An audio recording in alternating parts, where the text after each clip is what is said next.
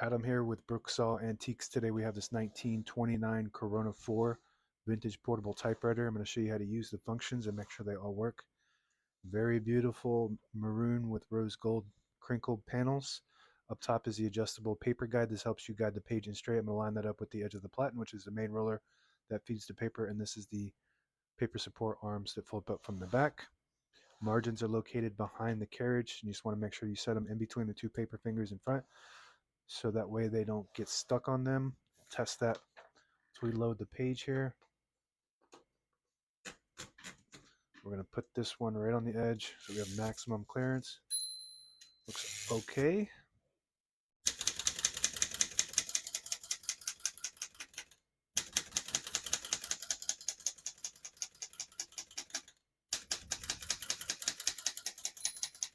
Once you hear the bell, you're at the end of the margin. Hit this line space, get you back to the beginning, and skips one or two spaces. Right now we have it on single, but if you want double, you just move this contraption up one notch, and it skips two.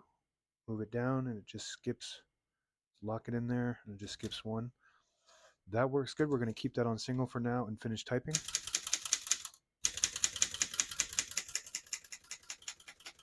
As you can see, all the keys type nice and none of them skip or stick. I'll type a sentence on the next line.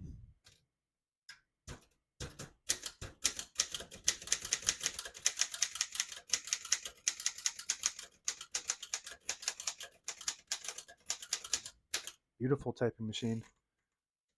Print looks really good too. Really good condition all around. Very nice.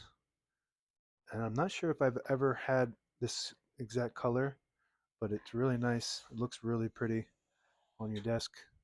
It's like really nice looking.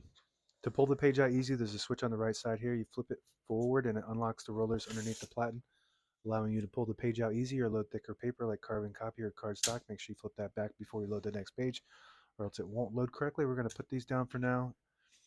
On the keyboard, we have a shift on each side and a shift lock on the left. To clear that, just hit the shift button again. On the left side is the color selector. Right now we have it set to blue, which prints the top portion of the ribbon. When you have it up one more notch, it doesn't print any ink at all. It just leaves a stencil for copying purposes. And when you have it up top on the red, it prints the bottom portion of the ribbon. So if you have a black and red ribbon, that would print the red portion of the ribbon. We're going to move that down, just print the top portion for now.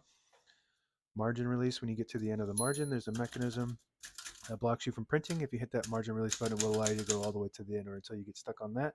Backspace below that. Very nice. And I think that's it for the keyboard. All the brand new ribbons loaded on the left side, so it's pulling to the right, counterclockwise on this model.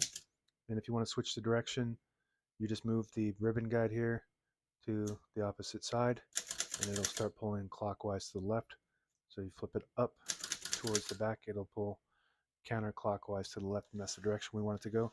On the right side of the carriage, you have the carriage release behind the knob here. Very nice. Very classic feeling typewriter. This is what you would think of, I think, when you think of an antique typewriter. This little knob on the top side will lock the carriage in the middle. So when you have it in the case, it protects the escapement, which is the mechanism that allows the typewriter to move one space at a time when you type. You just flip that back to unlock that. And then we already showed you the paper release, and that's kind of how that works from the back side of it. And left carriage release, so this has a carriage release on each side. And if you pull out this knob, it disables the spacing so you can get to an exact spot on the page. You push it in, you get the clicks. Each one of those clicks is one space, and the same concept with this lever here. Actually, no, that doesn't do that on this model. This is just, I guess it's just a margin release for the left side or both sides. It's a manual margin release. So you just get past that little margin there. It's already on the end, so you move it up closer, then it'll work like that. And on that side too.